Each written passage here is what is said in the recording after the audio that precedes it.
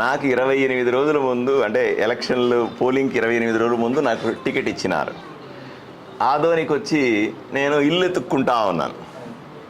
ఇల్లు ఎత్తుక్కుంటా ఉంటే నాకు డెఫినెట్గా ఇంత పెద్ద ఊర్లో ఇల్లు దొరక్కపోద్దా నాకు అన్నది ఆశ కదా. నేను నిజంగానే పెద్ద పెద్ద ఇల్లు చూశాను. నాకు అనిపించింది ప్రజలు రావడానికి వీలుగా ఉండేలా కొంచెం పెద్ద ఇల్లు తీసుకోవాలా అనే కోరిక ఉండేది. పెద్ద ఇళ్ళు ఉన్నాయి, ఖాళీ ఉన్నాయి. నేను వెళ్ళి పొద్దున్నే ఇంటిని చూడడానికి వెళ్తాను, ఇల్లు చూస్తాను. వాళ్ళు ఓనర్లు సరే అండి భలే వచ్చాడండి అంటే వాడు రెంట్ ఏదో చెప్తారు. సరేనండి నేను సాయంకాలం అడ్వాన్స్ తీసుకొని వచ్చి డబ్బులు ఇస్తాను అని చెప్తాను.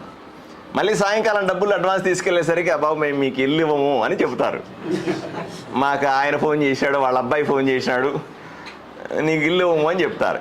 ఇట్లా ఒక ఇల్లు కాదు, 2 ఇళ్ళు కాదు, ఆదోనిలో 10-12 ఇళ్ళు, పెద్ద పెద్ద ఇళ్ళని నేను పోయి చూసి నాకు చివరికి ఇల్లు ఇవ్వము అంటే మాకెందుకు అబ్బా ఈ గొడవలన్నీ కూడా అని అంటే నేను ఇంటికి వచ్చేసిన పరిస్థితి. ఇంక చివరికి నాకు ఇల్లు దొరకని అర్థం, ఇల్లే ఎత్తుక్కుంటా ఉంటే ఎలక్షన్లు ఎప్పుడు చేసేది నేను? ఇంకా 28 రోజులు ఇల్లే ఎత్తుక్కున్నాను అనుకో, ఎలక్షన్ ఎప్పుడు చేయాలి?